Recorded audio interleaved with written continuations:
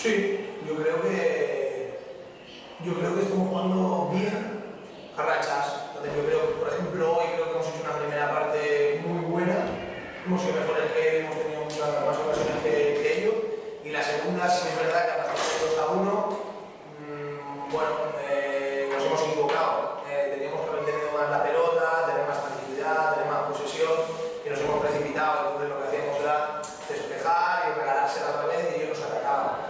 Pero de hecho, quien ha tenido las ocasiones en la segunda parte para ganar otra vez para la sentencia del partido, y claras hemos sido nosotros. Ellos sí que es verdad que ahora hemos parado, pues nos creaban problemas, pero en líneas generales creo que el peor partido o el peor partido fue el del Sardañola, sobre todo la primera parte. Creo que en Europa jugamos muy bien y fuimos mejores, en Manlleu jugamos muy bien y fuimos mejores, y hoy hemos jugado bien y hemos sido mejores que la Pobla, claro. Es que delante también hemos tenido Europas, Manlleu, Pobla, que es un equipo que quiere estar en playoff.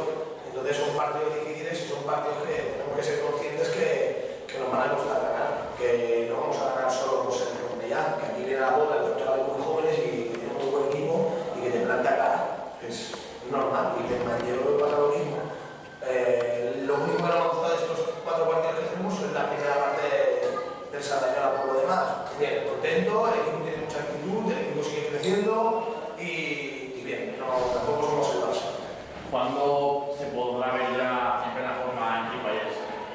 Bueno, vamos a darle tiempo, esperamos que, vamos a ver llegar a Figueras, pero va justito, entonces vamos a ver la otra semana con las cosillas que podemos introducir en la convocatoria, pero bueno, también está haciendo su pretemporada particular. Lo demás llevan aquí desde el 23 de julio y él viene de 2 meses que está parado, entonces bueno, poquito a poco tampoco hay que precipitarse, esto es muy largo. A la Pobla, este arranque de liga difícil, un punto de 12, ¿qué crees que le pasa al equipo?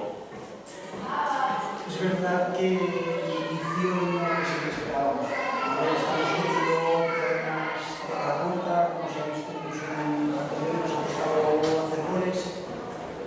Tampoco hemos enlazado ningún bien, además la actitud ha sido la correcta y hemos tenido nuestras opciones, pero viendo a los jugadores hoy y cómo se han entregado